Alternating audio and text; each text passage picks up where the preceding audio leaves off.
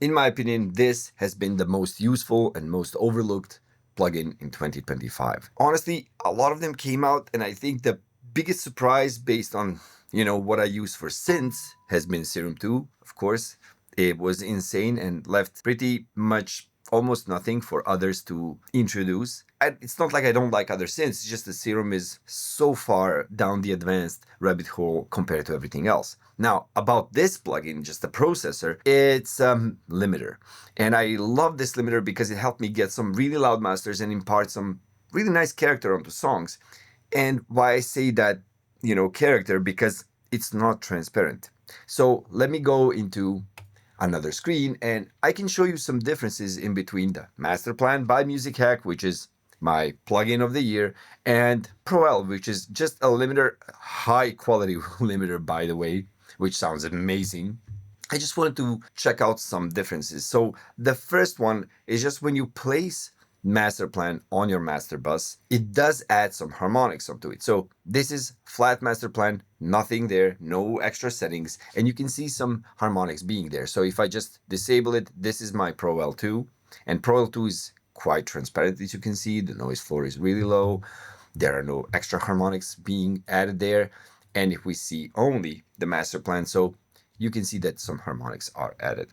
If we go into the linear analysis, you will see that even the curve that's imparted onto the signal is not flat. So around here, like from 1000 hertz, goes down a bit, has kind of a dip at 200. Just keep in mind, this is where 20 hertz is slow. This part of the spectrum is not really something we hear. And okay, even this curve, it's not so horrible. It's just something that happens. Yeah, and if you just keep that in mind, this is really easy to counteract if you really want to. And another thing I wanted to show you before we start discussing this is that if we go into the phase change, you will see that there are some phase changes, like this doesn't matter really because it's below 20 hertz. The one in the top actually happens because of the filter for oversampling, which you can't bring down to like 1 times. Like you can't have no oversampling since some of the algorithms really precisely need that at least 2 times oversample. But when you change the oversampling, this phasing here actually changes. Let me even show you that. It's going to change the oversampling to 4 and change to 2. And you can see that either the filter is different, so the filter order is different. It's either a steeper filter or cutoff point is moved based on the oversampling, which is something I don't think would happen. I think the order of the filter has changed, hence the phasing anomaly.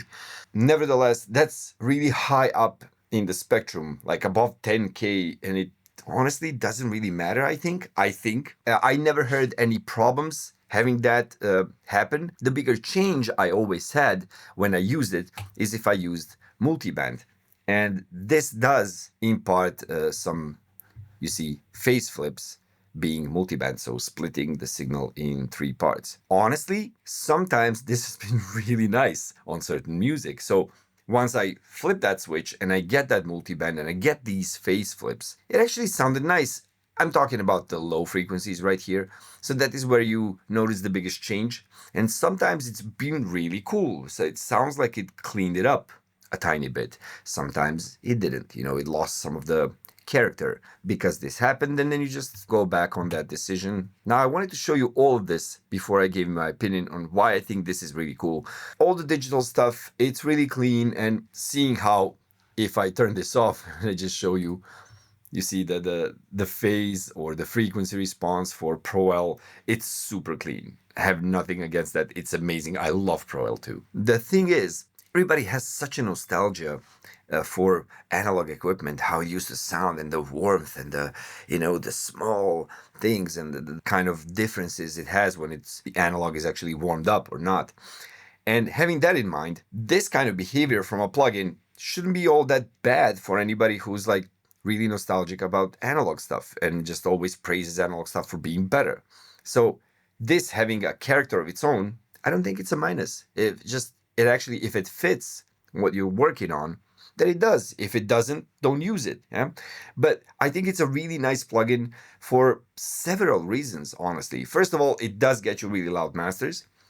It does put the sound out of shape a bit. So if I actually show you what it does when you boost it up a little bit more, Look at that. So it does give you some shaping when you boost more and more. I guess that also, you see, depends on the signal and how loud it is.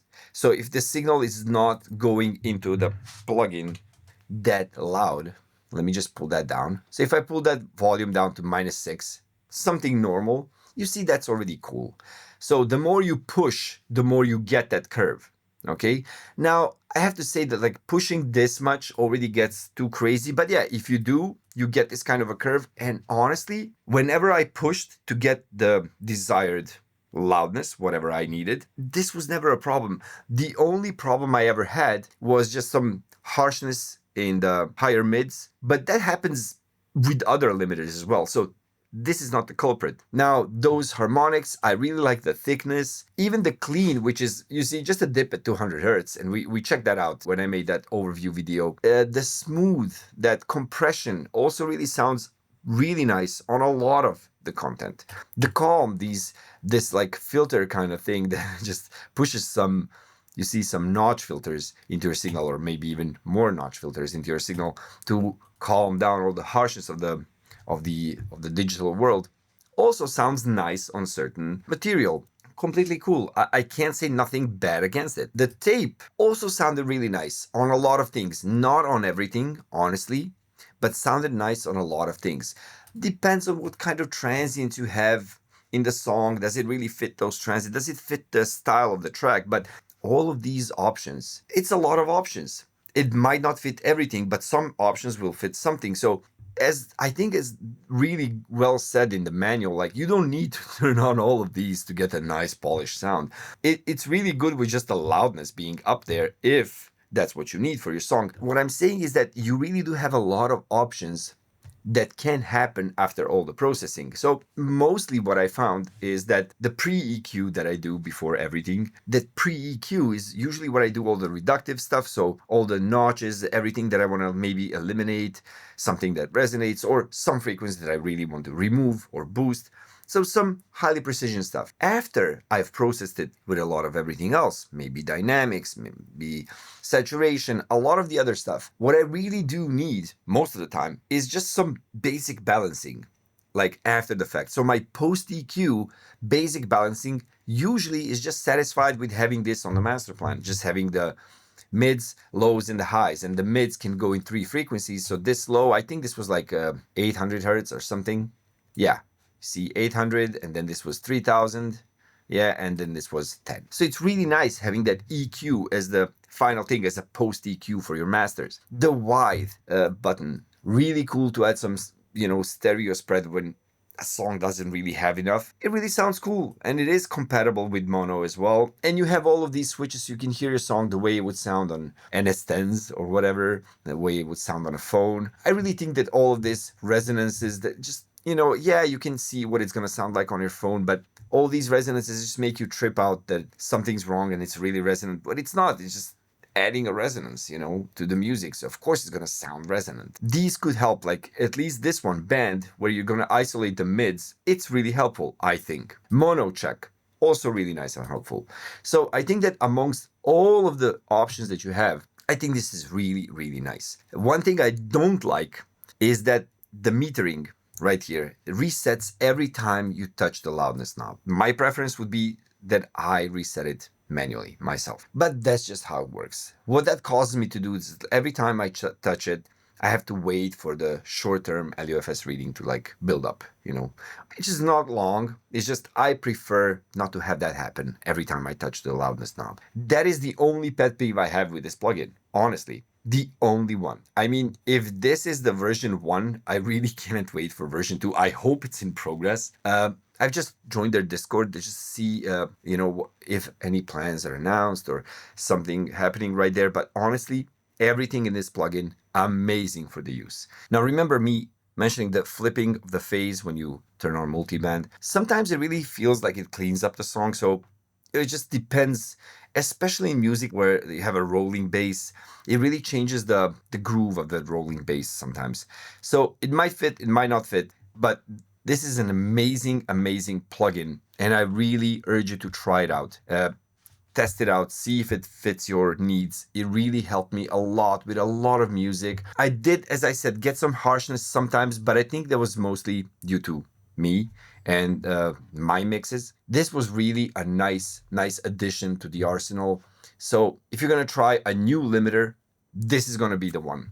If you need to get loud mixes, if you're doing any kind of electronic music, I think this is really cool. Even though it does impart some of the irregularities and does have a character and it's not super clean, I really like this. I have no affiliation with the company making this. I just really enjoyed the plugin and wanted to make a video about it.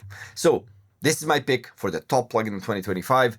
Do keep in mind that most of what I do is just mixing and mastering, and this is the kind of tool that I would really enjoy having. Aside of that, Serum 2 for the win. If you don't know what I'm talking about half the time, there is a course that's 40 plus hours long, and thanks to 11.org, it's completely free. You can find the link always underneath the video. If you hate my stupid glasses or you completely disagree that this is a really cool limiter, say something in the comments. Otherwise, if you like the video, give it a like. If you're not subscribed, please do. A lot of you who watch the videos are not. It would help the channels get more subscribers. And I'll see you in the next video. Bye.